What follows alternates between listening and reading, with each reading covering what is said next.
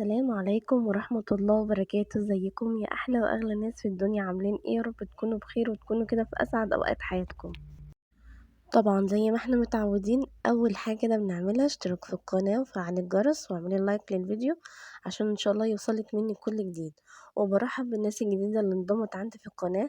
طبعا انتوا على راسي وعلى دماغي وبجد شرفتوني ونورتوني. وقبل ما ابدا كده الروتين بتاعي، عايزه اقول لكم ان انتوا وحشتوني جدا، بقالي كتير جدا يعني اسبوع تقريبا. 7 ايام بالظبط ما نزلتش ولا فيديو، وده بسبب ظروف انا بمر فيها، يعني بمر بيها صعبه شويه. الحمد لله على كل حال، بس في الاول وفي الاخر حياتنا بتستمر وكده كده بنعمل بيتنا وحياتنا. فادعوا لي كده بصلاح الحال ولكم مثل الدعوات ان شاء الله. طبعا زي ما احنا متعودين كده ان دايما كده بنبتدي الروتين بتاعنا وبنبتدي يومنا. مادام بدأنا اليوم من اوله يبقى لازم ايه القهوة بتاعتنا عشان تفوقنا وتظبط دماغنا. فزي ما انتوا شفتوا كده عملت القهوة بتاعتي وخدت من جنبها كده بسكوتة بالشوكولاتة، كنوع تشجيع ان هي تشجعني كده وتفتح نفسي على شغل البيت وعلى ايه الحاجات اللي مستنياني بقية اليوم. فاعملي كده لنفسك، ما تدخليش كده على طول دايركت كده على شغل البيت، لا حاولي انت كده تظبطي نفسك وتدلعي نفسك قبل ما تدخلي على الروتين الجامد بتاعك. كملي الفيديو للاخر بجد هتتشجعي، وهنعمل حاجات كتير مع بعض. شوفي بقى هنعمل غسيل وهنعمل طبيخ، هنطبخ مع بعض النهارده وهنشطب المطبخ، حاجات كتير قوي. لو انتي كسلانه ومنتيش قادره بجد تعملي حاجه، اتفرجي على الفيديو ده هيفرق معاكي جدا جدا جدا. كملي يلا معايا للاخر. وزي ما احنا متعودين برضو في يومنا بعد ما نشرب قهوتنا، ولو انت عندك غسيل اكيد عندك غسيل في الغسالة عايز يتنشر، اكيد عندك غسيل على المنشر عايز يتشال، اكيد موجود غسيل على الكنبة عايز يتطبق ويتعان، اكيد موجود غسيل متطبق وعايز كده يعني. فدايرة الغسيل اللي مش بتخلص، ويا رب ربنا يا رب يديمها علينا النعمة ويحفظها من الزوال. قومي بقى ضبطي الغسيل بتاعك دلوقتي من بداية اليوم كده، وهنزل لكم الفيديو في بداية النهار، فان شاء الله تشوفي كده من بداية اليوم.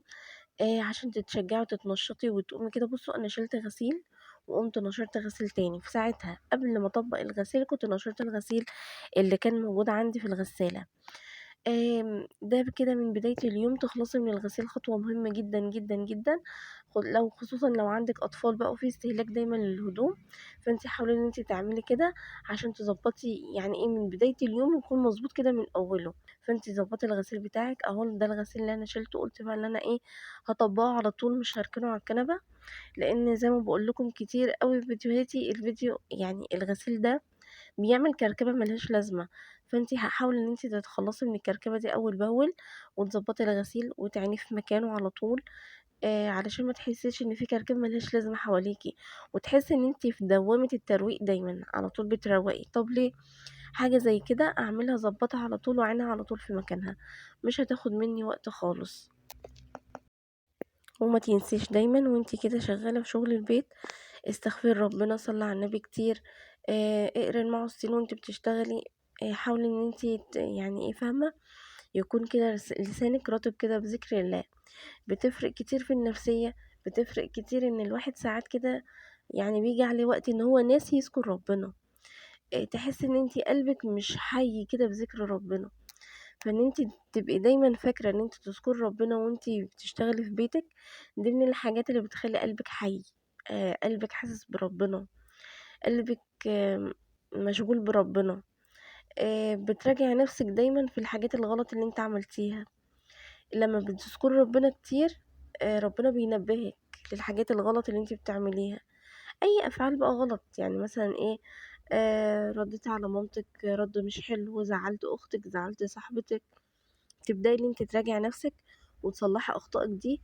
بتيجي دايما من ان احنا نقعد بنفكر تفكير عميق واحنا بنشتغل في البيت، وربنا مش هينبهك، او انت مش هتنتبهي للحاجات دي غير لما انت تبقي عايزة عندك النية ان انت تقربي وتصلحي من نفسك.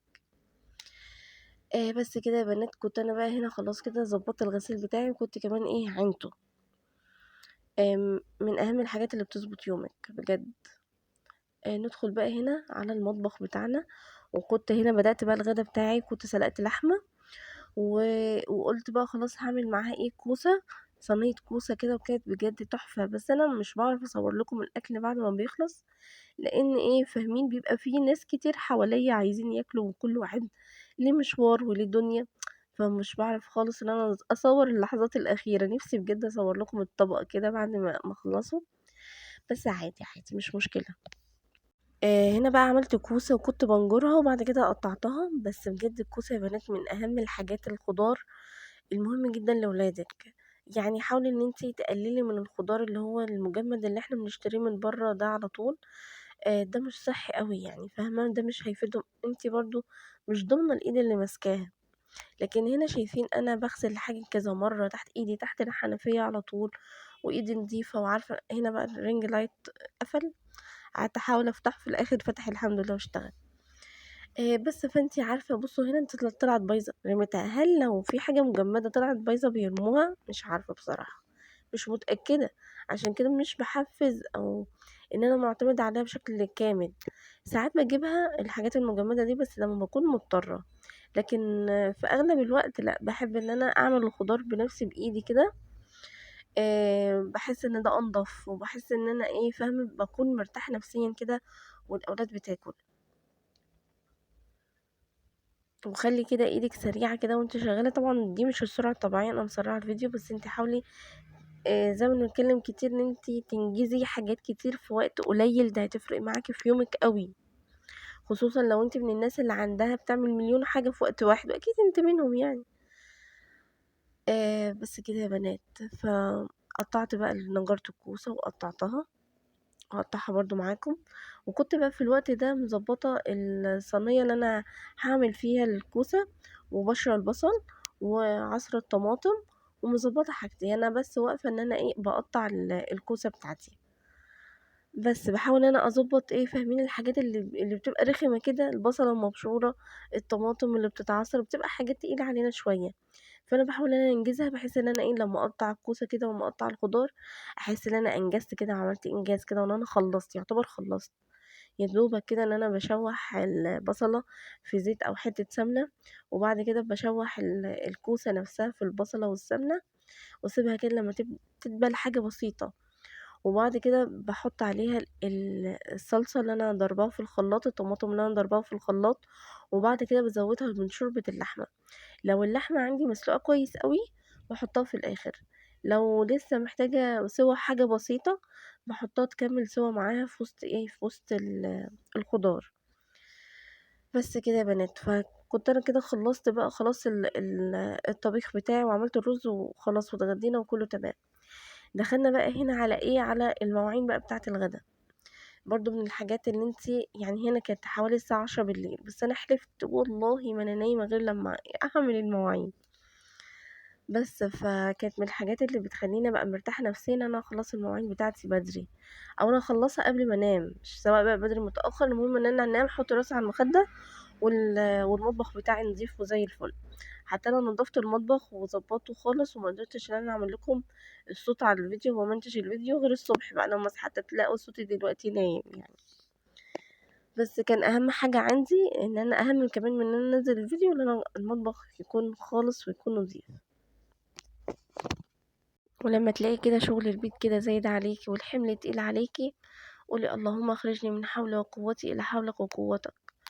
وصلي على النبي كتير كتير كتير، والصلاة الإبراهيمية اللي هي اللهم صل على سيدنا محمد وعلى آل سيدنا محمد كما صليت على إبراهيم وعلى آل إبراهيم. اللهم بارك على محمد وعلى آل محمد كما باركت على إبراهيم وعلى آل إبراهيم في العالمين إنك حميد مجيد. قرريها كتير وانتي واقفة كده على الحوض، وانتي لو عندك دلوقتي مواعين شغلي الفيديو وقرري الصلاة الإبراهيمية دي كتير. هتلاقي نفسك بترتاحي قوي قوي، وبتنجزي شغل البيت وانت مرتاحة. هتلاقي نفسك لو انت متضايقة او مخنوقة مرتاحة، كل الضيقة اللي انت فيها هتتحول لراحة، كل هم هتحسي ان هو هين، وتحمدي ربنا على اللي انت فيه، لان حالك ناس كتير قوي تتمناه. حتى لو كان حالك ده بسيط قوي قوي قوي فهو حلم ناس كتير قوي. فحاولي ان انت كده وانت واقفة دلوقتي قومي شغلي يلا الفيديو جنبك وقومي حطي وانت بتغسلي المواعين بتاعتك كتيرة. انا عارفة انت سايبة مواعين كتيرة دلوقتي، شغليها جنبك وصلي على النبي كتير كتير كتير كتير. واستغفري ربنا كتير، واطمعي في كرم ربنا، لان ربنا عنده كتير قوي قوي قوي. فنكون كده عندنا حسن ظن بربنا ان ربنا هيشفي مرضانا، وان ربنا هيفرج همومنا وهيريح قلبنا وهيجبر بخاطرنا، وهيجيب لنا حقنا من الناس اللي بتظلمنا كده، يعني فاهمة؟ حاولي ان انتي يكون عندك حسن ظن بربنا كبير قوي. وبرضو عايزة اقول لكم حاجة، انا قبل ما ابتدي شغل المواعين انا كنت مظبطة الرخامة، طبعا الرخامة اللي احنا مجددينها، وحاولوا تشوفوا الفيديو ده، هتلاقوا يعني اخر فيديو اللي هو اللي قبل ده على طول، اللي هو تجديد الرخامة وتجديد المطبخ. كنت مظبطاها ومنضفة الارض وكل حاجة، ما كانش فاضل بس غير البوتاجاز. برضو عملته لما قفلت الكاميرا، ما قدرتش ان انا اصوره معاكم، بس برضو كنت ظبطته بس بعد المواعين بصراحة يعني. بس كده يعني، ده يعتبر الحاجات اللي انا عملتها في يومي، اليوم من اوله لاخره كده. بس طبعا في تفاصيل كده في النص مش بعرف ان انا اصورها معاكم، بتبقى صعب ان انا اصورها، بيبقى الواحد كده فاهمين بيجري حوالين نفسه، يعني مش شايف نفسه اصلا. بس كده، فحاولي ان انت دلوقتي تقومي تظبطي اللي وراكي، حاولي انت تقومي كده داخلي النية ان انت عايزة تستغفري كتير النهاردة. تعالوا ناخد النية ان احنا النهاردة هنستغفر 100 مرة، هنصلي على النبي كتير، هنذكر ربنا كتير قوي عشان نفسيا نرتاح. مش هنرتاح الا بكده، مش هنرتاح الا لما نكون من قريبين من ربنا. كفاية بقى الزحمة اللي جواكي والدوشة اللي جوا دماغك دلوقتي. حاولي ان انت تفضي دماغك، حاولي ما تفكريش في اي حاجة مضايقاكي، حاولي تحسي ان انت كل اللي مضايقك ده مش هيعوض لك صحتك اللي بتروح منك في زعل وقهر وتعب.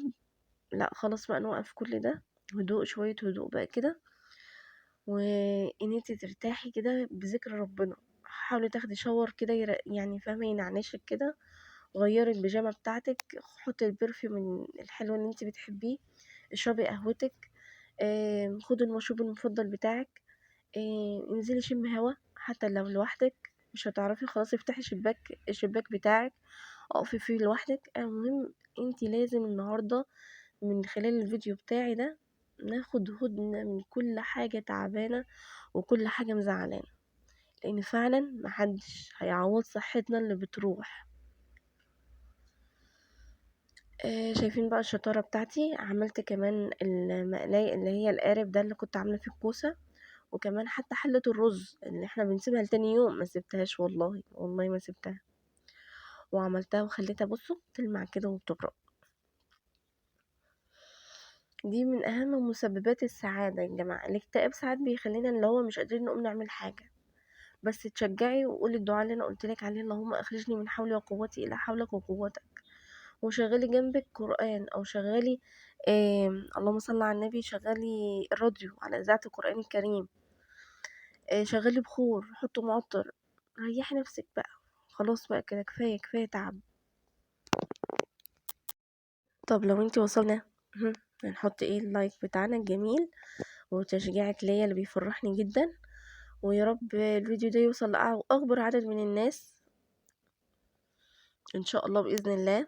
انا حاسه ان الفيديو ده طاقته حلوه قوي، لان انا بعمله وانا فعلا طاقتي اخده النيه اللي انا بقول لكم عليها، هدنه من كل حاجه مزعلاني، هدنه من كل حاجه مضايقاني، هدنه من كل حاجه اخده طاقتي. خلاص كده بقى نوقف ونبتدي من اول السطر. في ناس كتيرة مننا دلوقتي بقالها مدة كبيرة ما مسكتش المصحف. طب مش ده ممكن يكون سبب الضيقة والهم اللي احنا فيه؟ ممكن. طب ما تقومي تمسكي المصحف، اتوضي وصلي ركعتين كده وامسكي المصحف، اقرأي ولو سورة صغيرة، وشوفي الفرق اللي انت هتكوني فيه قبل وبعد. اعملي ورد، نعمل ورد تاني، نرجع نعمل ورد تاني لنفسنا، سورة من القرآن، صفحة واحدة بس من المصحف نقرأها كل يوم. العادة اللي كنتي بتعمليها وكانت مريحاكي نفسيا نرجع نعملها تاني. لو انتي وصلتي بقى لغاية هنا، يا ريت تفعلي الجرس بقى وتشتركي في القناة بتاعتي وتنضمي كده لاخواتي الجمال الحلوين اللي بيكتبوا لي اجمل كومنتات واجمل حاجات حلوة، بجد يعني بشكركم من قلبي. ويا رب من خلال الفيديو ده اكون كده قدرت ان انا انقل لكم طاقة ايجابية، ان في امل ان احنا نبقى حلوين وكويسين ومرتاحين. إن نرجع تاني نقرب من ربنا، نستغفر ربنا، نصلح من حالنا شوية. فما تنسوش النهاردة تستغفروا الصلاة الإبراهيمية، نقرأ يعني صفحة من المصحف إن شاء الله، صفحة واحدة بس أو سورة واحدة بس، والسورة اللي انتي تختاريها واللي انتي ترتاحي لها، وبس كده. لسه المقلية دي انا مش بحبها خالص، مقلية بشعة. عارفين كده ان انتي بتقلي فيها كل حاجة، برجر، سجق، بطاطس، فتحسها دايما ملزقة والله مهما نضفت فيها. ومهما انا اصلا ببقى ماسكاها وانا متضايقة، حتة التلزيق بتاعة الزيت دي بتضايقني وبتعصبني. بس طبعا لازم انضفها ولازم اخليها نضيفة الى حد ما. مش هاجهد نفسي، يعني انا دلوقتي في حالة نفسية، انا مش هاجهد نفسي بقى اقعد ادعك، لا كفاية كده. بس كده يا بنات، ده يعتبر كده اخر الفيديو. فيا رب يكون فيديو كده حلو عليكم وخفيف ولطيف وظريف وجميل، ومتنسونيش من دعائكم كتير كتير كتير. اشوفكم على خير ان شاء الله في فيديو جديد. باي باي.